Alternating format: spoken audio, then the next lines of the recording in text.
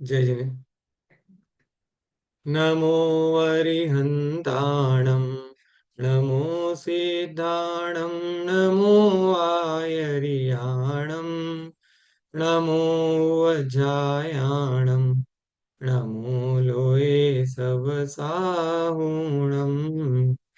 मङ्गलं भगवान् वीरो मङ्गलं गौतमो गणी मङ्गलं कुन्दकुन्दार्यो जैनधर्मोऽस्तु मङ्गलम् सर्वमङ्गलमाङ्गल्यं सर्वकल्याणकारकं प्रदानं सर्वधर्मानं जैनं जयतु शासनं जैनं जयतु शासनम् स्याद्वादनय षट्द्रव्यगुणपर्याय प्रमाणका जड़ कर्म चेतन बंध का मरु कर्म के अवसान का सागर स्वरूप यथार्थ जग का जो किया उपकार है उसके लिए जिन वाणी माँ को वंदना शतबार है वंदना शतबार है।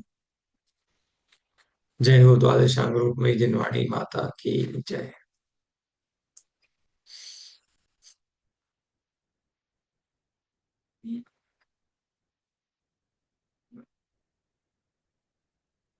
तीन भुवन में सार वीतराग विज्ञानता शिव स्वरूप शिव का नमः त्रियोग समारी के। मांगलिक ग्रंथ छेड़ला जी। दूसरी ढाल संसार दुखों का कारण।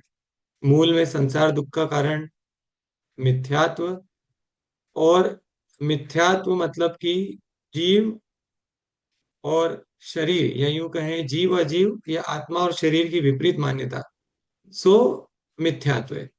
और वही मिथ्यात्व ग्रहित और अग्रहित के रूप में दो प्रकार का।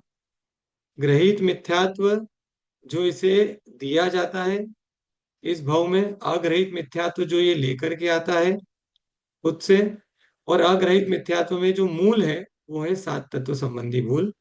उन सात तत्व संबंधी भूलों में कल तक हमारी बंध तत्व संबंधी चर्चा हो गई थी। आज हमको संवर तत्व संबंधी चर्चा करनी है। एक बार फिर से अपन समझते हैं ये सातों तत्वों को, कि जीव मतलब मैं स्वयं, अजीव मतलब जो कुछ भी मुझे बाहर में दिखाई दे रहा है या कुछ जो अनुभव में आ रहा है, ठीक है, चाहे वो किसी भी इंद्रिय के अनुभव में आने वाली वस्तु हो, वो अजीव। जैसे कि हवा है, हवा दिखाई नहीं देती है लेकिन ठंड लगती है, ठीक है। वैसी गर्मी है, तो गर्मी ऐसा करके गर्मी करके कुछ दिखाई नहीं देता है, कोई ये नहीं बोलता है कि देखो ये गर्मी है, ठीक है। लेकिन हम बोलते हैं देखो कितनी गर्मी पड़ रही है, तो कितनी गर्मी पड़ रही है मतलब हमको अनुभव में आ रही है, ठीक है। इसी तरीके से और भी चीजें, लेकिन जल है तो जल दिखता है, ठीक है। अग्नि दिखती है, भौतिक चीजें इतनी सारी सब दिखती हैं। ये सब पुद्गल रूप अजीव, ठीक है। और फिर इन अजीव का ही एक विशेष अ, जो भेद है वो है कर्म। और वो कर्म का आना आश्रव, वो कर्म का हमारी आत्मा से एक क्षेत्र का हो जाना बंध, उन कर्मों का आना रुकना, नए नवीन कर्मों का आना रुकना, सो संवर। जो कर्म पहले से बांध रखे थे उनका आत्मा से पृथक हो जाना, सो निर्जरा। और सभी कर्मों का आत्मा से बिल्कुल खत्म हो जाना, दूर हो जाना, नष्ट हो जाना, उसको बोलते हैं मोक्ष। तो ये इस तरीके से सातों तत्वों का सामान्य रूप से अपन एक, अगर कोई पूछे अपने से कि सात तत्व समझाओ, तो उनको इस तरीके से समझाओ। उदाहरण दिया था नाव का, कि नाव जैसे कि जीव को समझ लो नाव, ठीक है। और वो नाव किसकी बनी हुई है? लकड़ी की बनी हुई है। उसमें छेद है, उससे पानी आना आश्रव, उस पानी का नाव में रुक जाना बंध। छेद बंद कर देने से नया पानी नहीं आना संवर। जो पानी इकट्ठा हुआ था उसको निकाल करके फेंक देना निर्जरा। और वो नाव का पूरे पानी से रहित हो जाना, सो मोक्ष। तो उसका एग्जाम्पल हो गया है, ठीक है। अब इसमें हमने कल ये छंद तो देख लिया था कि आत्म हित हेतु विराग ज्ञान ते लखे आपको कष्टदान। तो आत्मा के हेतु या आत्मा के हित के हेतु जो वीतराग विज्ञान है, जो वीतराग ज्ञान है, ये उसको क्या करता है, कष्टदायक मालूम पड़ता है, ये उससे भागता है। और इस तरीके से उसका भागना ये बताता है कि उसको संवर तत्व संबंधी श्रद्धा नहीं है। क्योंकि अगर उसको संवर तत्व संबंधी सच्ची श्रद्धा होती तो वो क्या करता है, इस वीतराग विज्ञानता को अपनाता। ठीक है। लेकिन वो इस वीतराग विज्ञानता को नहीं अपना रहा है, उससे भाग रहा है। इसका मतलब ये है कि निश्चित से उसको संवर तत्व संबंधी भूल है। ठीक है। तो अगर देखो, सम्यक दृष्टि को पहचानना थोड़ा मुश्किल है। सम्यक दृष्टि को अपन शायद नहीं पहचान पाए। ठीक है, मुश्किल होता है सम्यक दृष्टि को पहचानना। लेकिन मिथ्या दृष्टि को पहचानना बहुत आसान है। ये सब क्रियाएं करते हुए जो जीव दिखते हैं अपने को, ये जो अपन विपरीतताएं देख रहे हैं, ये सब विपरीतताएं करते हुए जो जीव दिखाई दे रहे हैं, मान के चलो कि नियम से क्या है, सब मिथ्या दृष्टि ही है। ठीक है। सम्यक दर्शन का तो पता नहीं होता है, क्योंकि बहुत सूक्ष्मता होती है। अपना ही पता नहीं होता है तो फिर दूसरे का अपन क्या बताएं। लेकिन मिथ्या दर्शन तो अपने को सामने के सामने दिखता है, लोगों का होता हुआ। ठीक है। तो संवर तत्व संबंधी जो विशेष भूले हैं, उनकी अपन यहाँ पर फिर से चर्चा करते हैं। तो आज संवर की चर्चा, कोई अच्छा, कल जो प्रश्न दिया था उसका उत्तर मिला किसी को? एक प्रश्न दिया था, विचार करा किसी ने उसके बारे में, सोचा, ढूंढा कुछ? किस जीव की बात कर रहे थे अपन, जिन्होंने कर्म को बिल्कुल हीन कर दिया और पुरुषार्थ को ही सब कुछ माना, लेकिन वो पुरुषार्थ जो है वो कर्म के साथ में काम नहीं आया। बहुत हम सबके वो है, हम सब लोगों के बहुत निकट है वो जीव। ठीक है। और अभी हम उनके निकट बहुत जल्दी जाने भी वाले हैं, 2 4 5 दिन बाद। ठीक है। अभी भी किसी को हिंट नहीं लग रहा है। ठीक है, कोई बात नहीं, मैं ही उत्तर दे देता हूँ। हाँ, बोलिए महावीर बेटी। भगवान। हाँ, महावीर भगवान। ठीक है। तो महावीर भगवान जो थे, वो आदिनाथ भगवान के काल में उनके पोते थे। उनका नाम था मारीची। और मारीची जब समूह शरण में गया तो किसी ने पूछा कि भाई, यहाँ जो बैठे हुए इतने लोग, इनमें कोई ऐसा जीव है जो कि तीर्थंकर होकर के मोक्ष जाने वाला है? तो आदिनाथ भगवान की वाणी में आया कि ये जो मारीची है, ये इसी काल का 24वां तीर्थंकर होगा, वर्धमान नाम से। तो मारीची को वो बात सुन के क्या हुआ, एकदम से झटका लगा, क्योंकि समझदार तो था, पढ़ा लिखा तो था। तो उसने बोला, कहाँ तो अभी आदिनाथ भगवान का काल, और कहाँ एक कोड़ा कोड़ी सागर। एक कोड़ा कोड़ी सागर किसको कहते हैं? ये तो बहुत बड़ा काल है। तो बात जची नहीं उनको। तो उनने बोला कि अरे कैसी बात कर रहे हो आप, मतलब आदिनाथ भगवान से ही वो तो हठग्राही हो गया कि ये सब क्या बात कर रहे हो आप दादाजी। मैं आपको अगला तीर्थंकर बन के दिखाता हूँ। मतलब आप जो ये कह रहे हो कि मेरे बाद अजित नाथ भगवान होंगे, फिर संभवनाथ भगवान होंगे, फिर अभिनंदन नाथ भगवान होंगे, कहते नहीं, अभी मैं इतना मेहनत करूंगा कि अगला तीर्थंकर मैं ही होके दिखाऊंगा। तो किस पे भरो, मतलब किसको सर्वोपरि मान लिया? पुरुषार्थ को सर्वोपरि मान लिया। और जो कर्मों की स्थिति थी, जो कर्म बांध रखे थे, जो बड़ा सा कर्म इकट्ठा कर रखा था पहले से मिथ्यात्व के द्वारा, उस वो सारा कर्म तो एक कोड़ा कोड़ी सागर के बाद दूर होना था। तो उस पे उन्होंने कोई भी ध्यान नहीं दिया। उन्होंने ये बोला कि नहीं, पुरुषार्थ करूंगा और अगला तीर्थंकर होके बताऊंगा। अब देखो, कोई लोग उसको अप्रिशिएट भी कर सकते हैं। कुछ लोग जो जो धर्म को नहीं समझते हैं, वो उसको अप्रिशिएट भी कर सकते हैं कि देखो, पुरुषार्थ तो जीव ने करना ही चाहिए। लेकिन जो व्यक्ति धर्म को अच्छे तरीके से समझता है और पुरुषार्थ और नियति दोनों को जो साथ में लेके चलता है, ठीक है, वो व्यक्ति जो है उसको सुन के घबराएगा नहीं। ठीक है, वो समझेगा कि हाँ भाई, अगर इतने मैंने कर्म पहले से बांध रखे हैं, तो उनकी स्थिति जब होगी, जब कटेंगे, तब कर्म कटेंगे, तो अपन उसके अंदर क्या कर सकते हैं? ठीक है। और एक कूड़ा कुड़ी सागर है, तो कितने ही पुरुषार्थ कर लो, जाना तो पड़ेगा ही नहीं गोद के अंदर। कितने समय तक बचे रहोगे? ठीक है। तो वो उन्होंने कितनी सारी तो पर्याय निगोद की धारण करी, कितनी स्थावर की धारण करी, कितनी बार तो तिर्यंच बन गए, कितनी बार वो मनुष्य बन गए, कितनी बार नरक में चले गए, कितनी बार स्वर्ग में चले गए। तो ऐसा करते करते उनका एक कूड़ा कोड़ी सागर निकला, और बाद में वो महावीर भगवान के जीव बने और उन्होंने मोक्ष प्राप्त करा। तो कोरा पुरुषार्थ भी काम नहीं आता है। अपन कहते हैं ना भाग्य बड़ा बलवान होता है, कई बार अपन बोलते हैं भाग्य बड़ा बलवान होता है। तो दो चीजें हैं, एक तो होता है कि पुरुषार्थ जो है, लौकिक चीजों में पुरुषार्थ वाकई में काम आता है। मतलब कोई व्यक्ति, कोई बच्चा है, खेलता है, स्पोर्ट्स में है, तो उसमें अगर वो पुरुषार्थ करे तो वाकई में उसको फलीभूत होता है। जितना जो पुरुषार्थ करता है वो उसको होता है।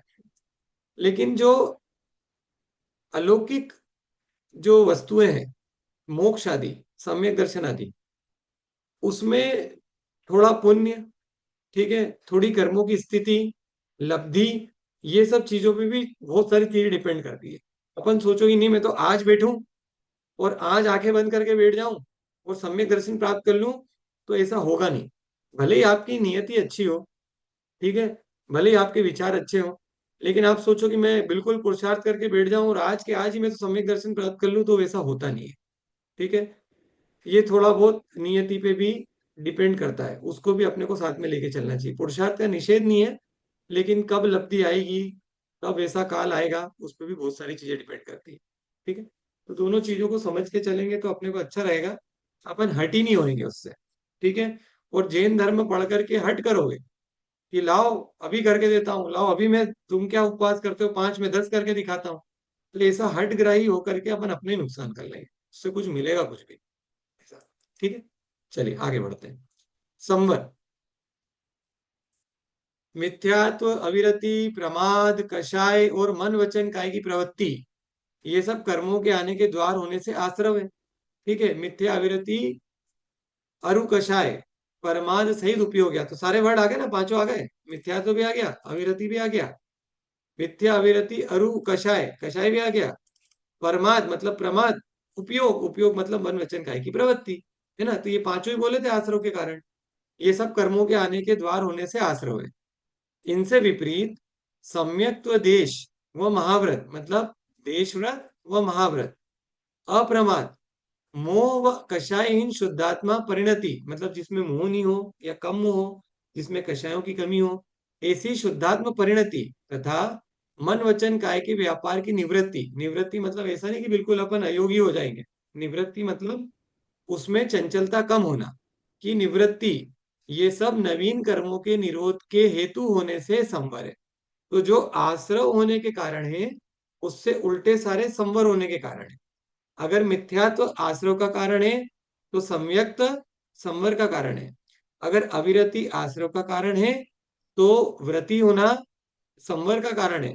अगर प्रमाद आश्रव का कारण है, अप्रमादी होना संवर का कारण है। अगर कषाय आश्रव का कारण है, तो मंद कषाय होना संवर का कारण है।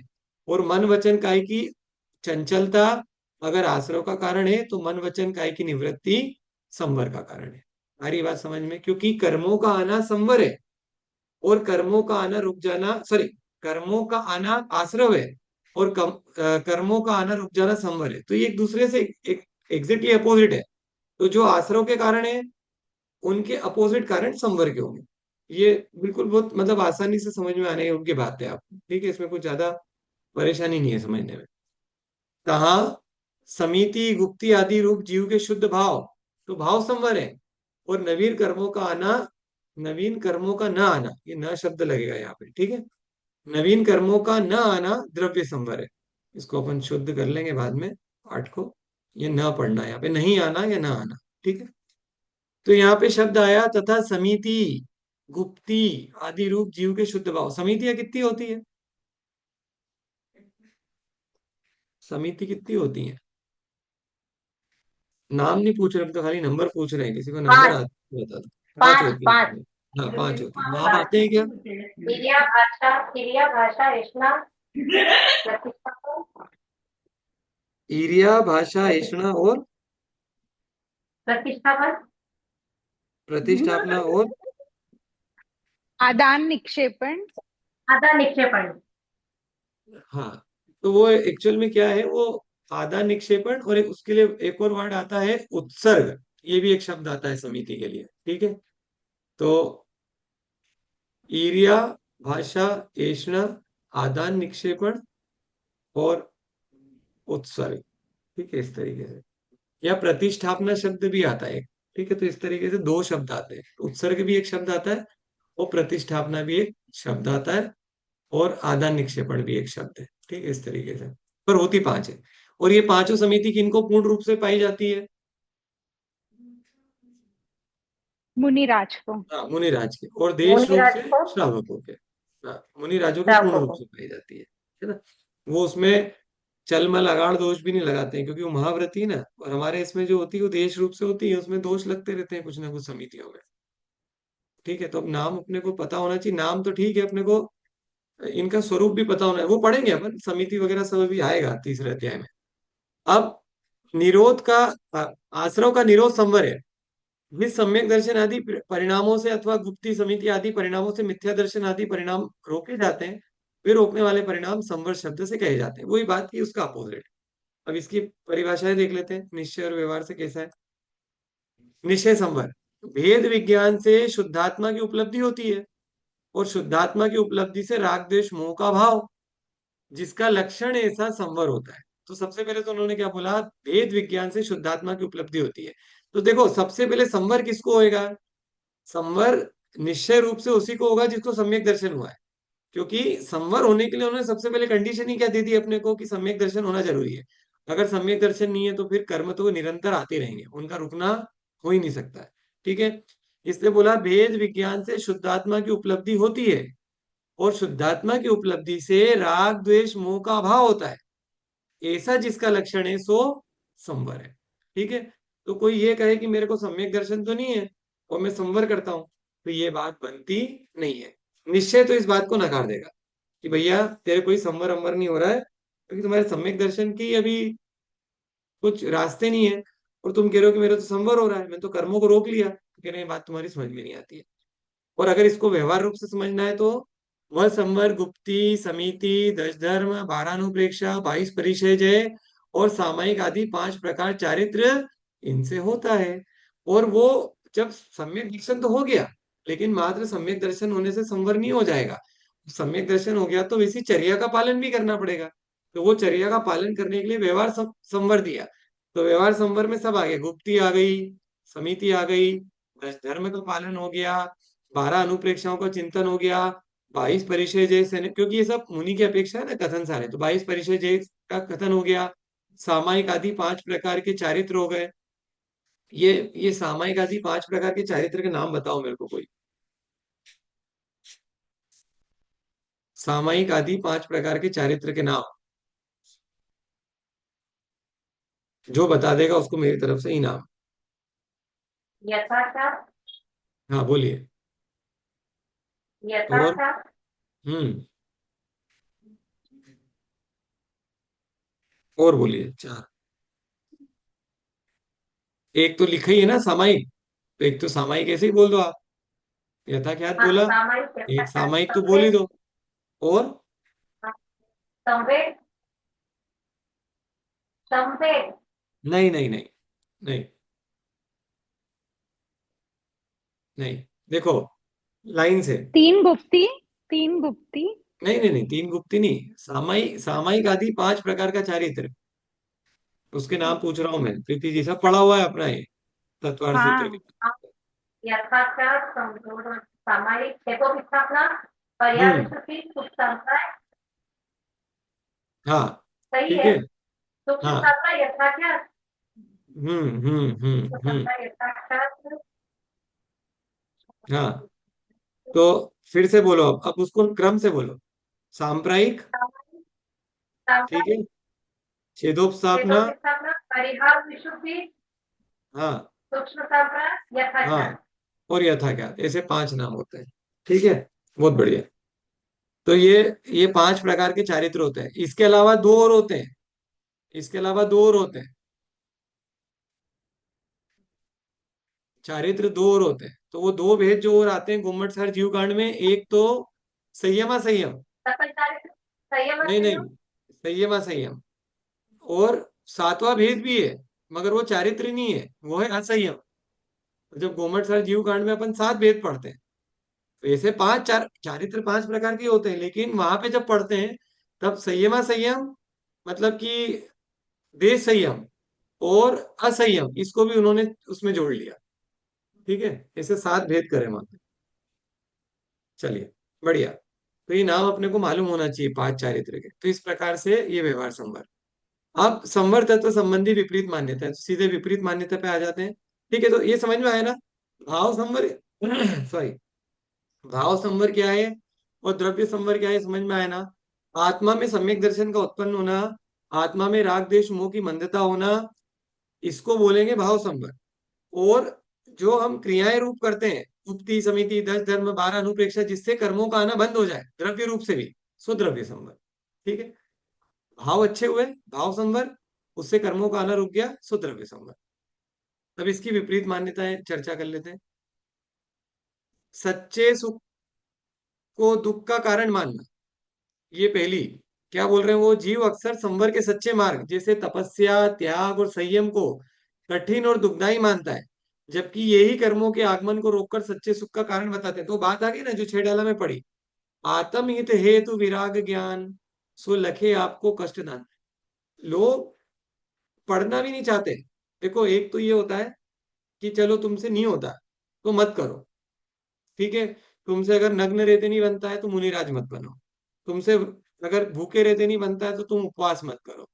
तुमसे अगर बिल्कुल भी परिचय नहीं सहा जाता है तो तुम बिल्कुल भी तप आदि मत करो। ठीक है, कोई बात नहीं। लेकिन हम तुमसे कह रहे हैं कि उसका स्वरूप तो समझो। ये क्या, ये तो समझो, इस भाव में नहीं हो रहा है तो अगले भाव में कर लेना, उसमें भी नहीं होगा तो उसके अगले भाव में कर लेना। उसका स्वरूप तो समझो। ये कहता है, क्या बातें करते हो आप ये। जब करना नहीं जो चीज, तो पढ़ के समय क्यों खराब करना।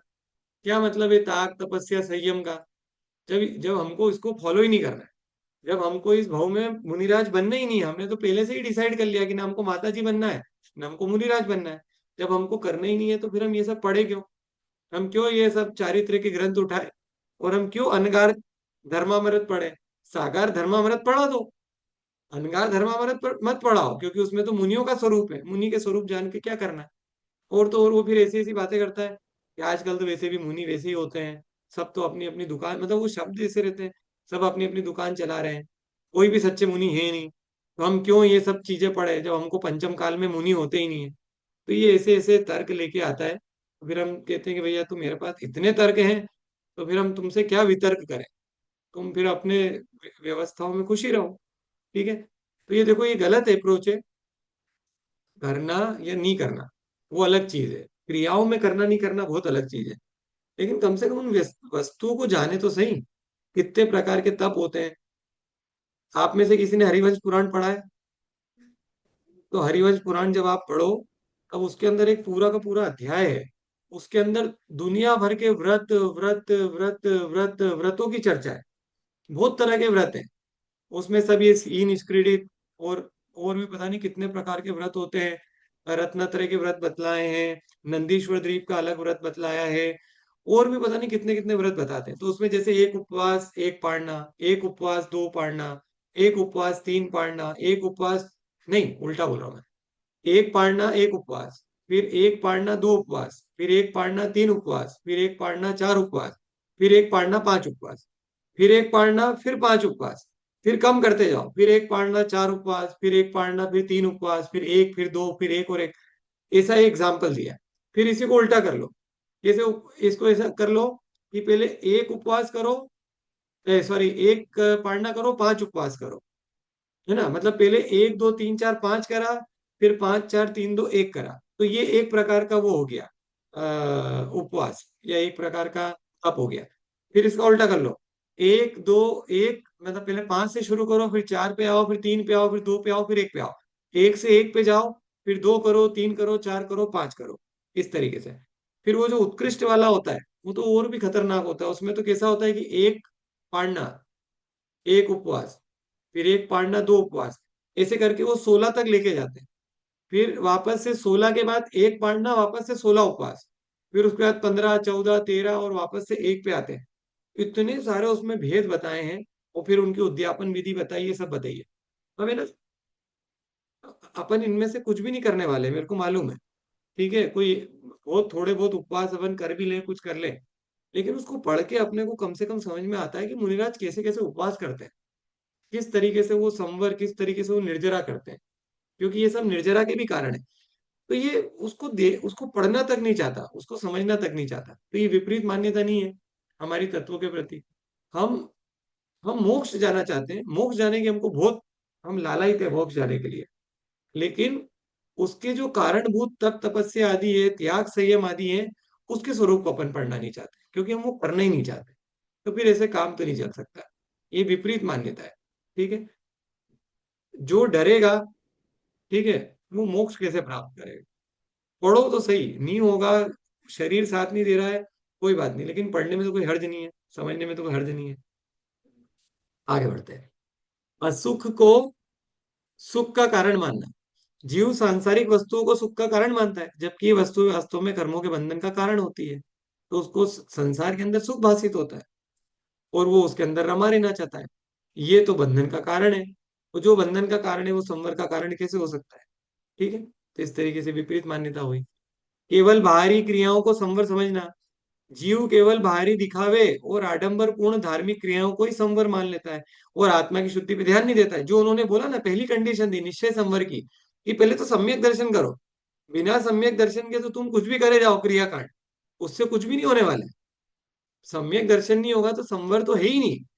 और तुम सोचो कि मैं बहुत सारे क्रियाकांड कर लूं, तो वो बहुत सारे क्रियाकांड करने से अकाम निर्जरा जरूर हो जाएगी और उससे आगामी भाव भी अच्छा मिल जाएगा, क्योंकि वो सब पुण्य कारक क्रिया है, लेकिन मोक्ष मार्ग नहीं सदेगा उससे। इसलिए बाहरी क्रियाकांड में उलझने के पहले अपनी आत्मा की शुद्धि को भी अपन ध्यान में रखें। ठीक है। और ऐसा भी नहीं हो कि आदमी इंतजारी करता रह जाए कि पहले आत्मा की शुद्धि होएगी तब उपवास व्रत करूंगा, ऐसा भी मत कर लेना। ये तो मालूम पड़ रहा है कि इस भाव में आत्मा की शुद्धि तो हो नहीं पाई, सम्यक दर्शन हुआ नहीं, और व्यवहार भी अपन ने कुछ कर नहीं पाए और दुर्गति में ही चले गए। ठीक है। तो नजर होना चाहिए मेन वस्तु पे जिसको प्राप्त करना है, और ये जितने भी व्यवहार उसके हेतुभूत कारण है, इनको भी एकदम से छोड़ मत दो, इनको भी करते रहो, लेकिन ये मत सोचो कि ये हेतुभूत कारण करने से मेरे को मेन वस्तु की प्राप्ति हो ही जाएगी। ठीक है। मेन वस्तु की प्राप्ति जिस वजह से होती है, उस पे अपने को हमेशा नजर रखनी है। क्योंकि देखो हम बहुत, ये कैसा काम है, फंसे हुए हैं अपन। ठीक है। आगम अपने से कहता है कि जब तक सम्यक दर्शन नहीं होगा तुम्हारे उपवास वगैरह कोई काम के नहीं है। और चरणन योग पढ़ते हुए आगम ये कहता है कि भैया ये करो, ये करोगे तो धीरे धीरे करते करते तुम्हारी विशुद्धि बढ़ेगी, तो तुमको सम्यक दर्शन की भी प्राप्ति हो जाएगी। तो आगम दोनों तरीके से समझाता है। जो इन क्रियाकांडों में लगे हुए हैं और मूल बात पे नहीं आ रहे, उनको समझाने के लिए ऐसे किया। और जो लोग बिल्कुल पाप में ही लगे हुए हैं, उनको समझाने के लिए बोला कि पहले तुम थोड़ी थोड़ी अपनी विशुद्धि बढ़ाओ, फिर तुम्हारा काम हो जाएगा। तो आगम दोनों तरीके से समझाता है। अपने को एक ही चीज को लेकर के उलझ नहीं जाना है चीजों के अंदर। ये मैं कई बार प्रवचन में और क्लास में ये चीज बार बार रिपीट करता हूँ। लोगों को कई बार ये भी लग सकता है कि हर बात ये बार बार क्यों रिपीट करते हैं। वो रिपीट करने का कारण ये है कि हम अटक जाते हैं कई जगह। एक शास्त्र पढ़ते हैं, उसमें ये चीज पढ़ते हैं, दूसरे शास्त्र के अंदर उससे थोड़ा सा विपरीत कथन अपने को भाषित होता है। वो विपरीत है नहीं, बस अपेक्षा बदल जाती है। तो अपने को ऐसा लगता है कि जैन आगम कैसा है, एक तरफ ये बातें करते हैं, एक तरफ ये बातें करते हैं, दोनों विपरीत लगती है। लेकिन वो बातें विपरीत नहीं है, बस अपेक्षाएं अलग अलग होती है। और उसके जो ऑडियंस होते हैं, वो ऑडियंस बदल जाते हैं। कुछ ऐसे ऑडियंस के लिए कथन होता है जो अभी पाप में लगे हैं, कुछ ऐसे ऑडियंस के लिए कथन होता है जो अभी पाप में नहीं है, वो तो अभी बढ़िया मतलब अच्छी क्रियाएं कर रहे हैं, पुण्य क्रियाएं कर रहे हैं। तो उनको पुण्य से छुड़ाने के लिए जो है पुण्य को भी हे बता देते हैं। और जो पाप में लगा हुआ है उसको पाप से छुड़ाने के लिए पुण्य क्रियाओं को उपादेय बता देते हैं। तो अपने को ये समझना है कि वो किसकी अपेक्षा से, क्या उसका ऑडियंस है, उसका उसी तरीके से अर्थ लगाना होता है। ठीक। शुभ कर्मों को ही पर्याप्त समझना। जीव शुभ कर्मों जैसे दान पूजा आदि को संवर मान लेता है। हालांकि पुण्य कर्मों से संसार में सुख मिलता है, लेकिन ये कर्म भी सोने की बेड़े की तरह बंधनकारी होते हैं और मुक्ति का कारण नहीं बनते। मोक्ष के लिए शुभ और अशुभ दोनों प्रकार के कर्मों का रुकना आवश्यक है। ये बात अपन पहले भी कर चुके हैं कि पुण्य हो कि पाप हो, एक तो लोहे की बेड़ी है, एक सोने की बेड़ी है। इन दोनों को ही अगर अपन अपना मान लेंगे तो फिर सच्चा संवर नहीं हो सकता है। ठीक है। क्रियाएं करते हुए भी नजर तो उन्हीं कारणों पे होना चाहिए जिससे कि संवर हो। ठीक है। इस तरीके से संवर तत्व संबंधी भूल। कोई प्रश्न है कि आगे बढ़े? कोई प्रश्न हो तो पूछो। है किसी को कोई प्रश्न?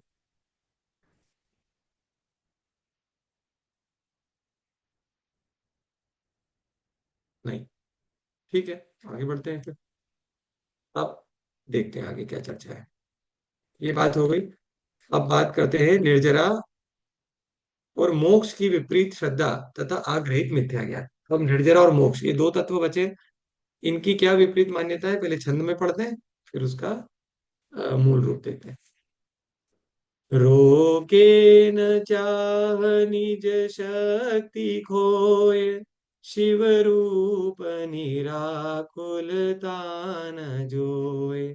याहि प्रतीति जुत कछुक ज्ञान, सो दुखदायक अज्ञान जान। रोके न चाह निज शक्ति को है, ये क्या करता है, अपनी इच्छाओं को रोक नहीं पाता है। ठीक है।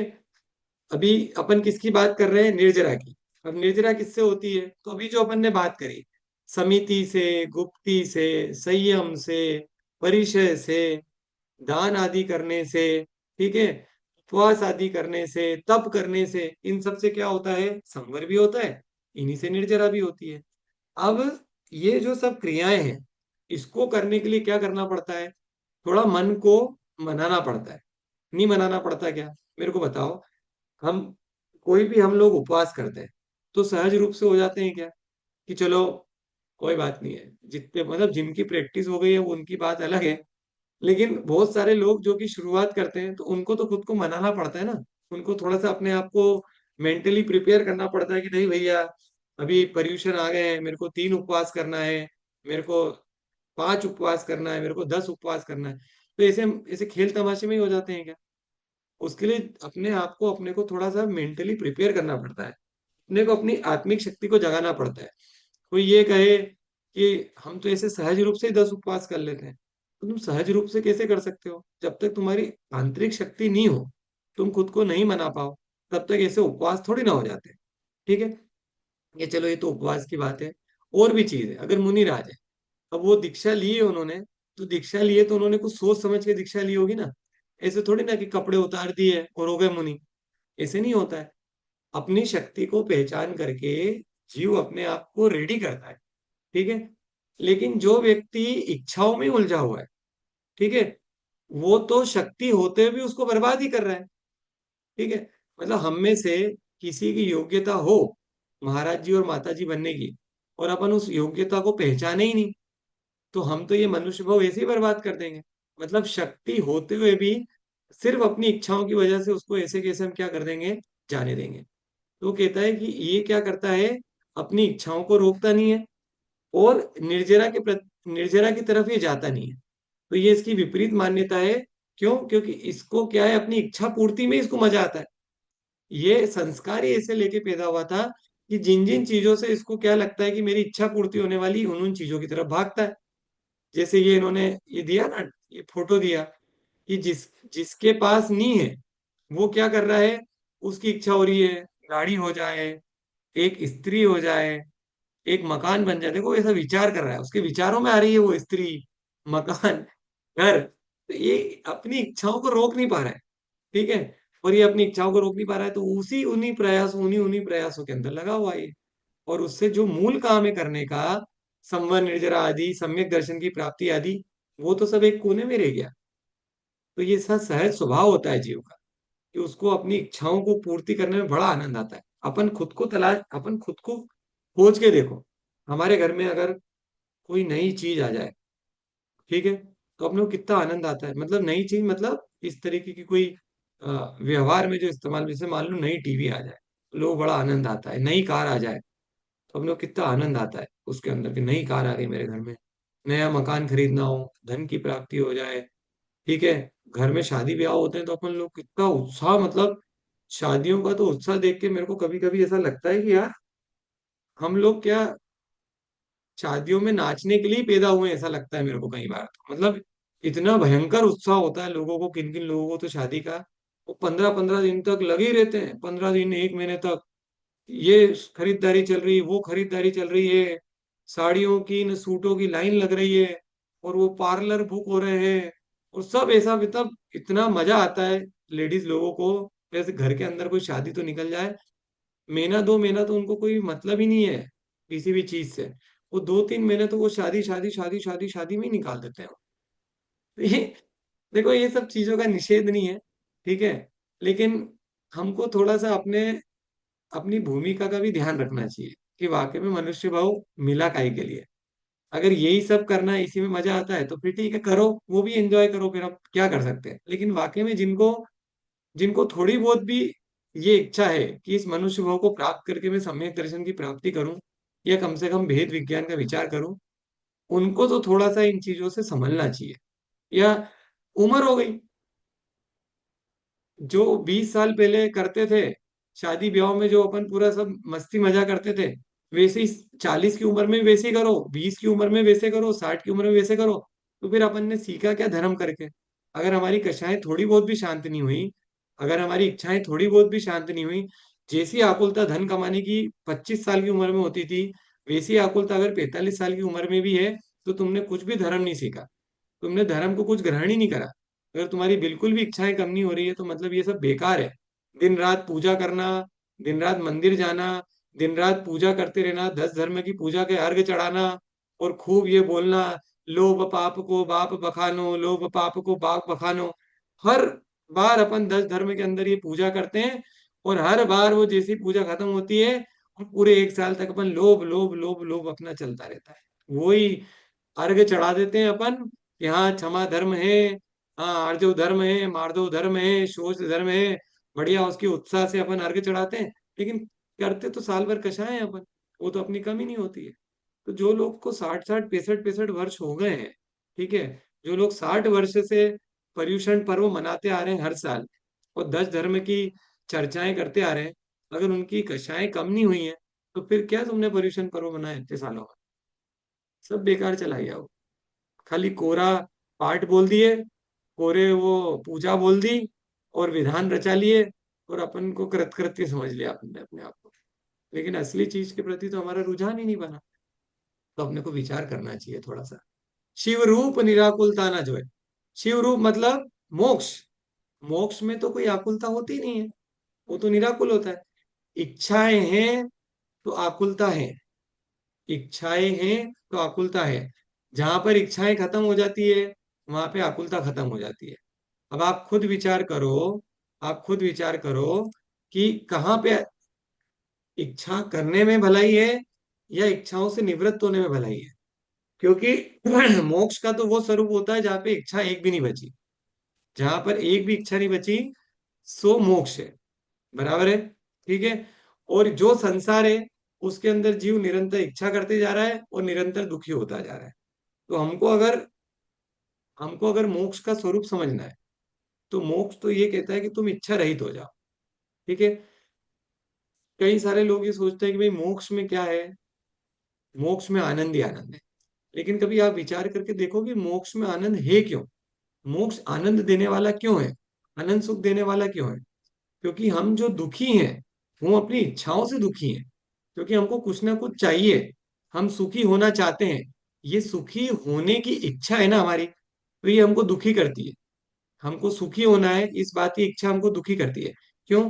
क्योंकि हम सुख का जो मूल कारण है, उसको समझते नहीं है, और सुख ढूंढने जाते हैं भारी वस्तुओं में, और वो हमको अंत में दुखी करता है।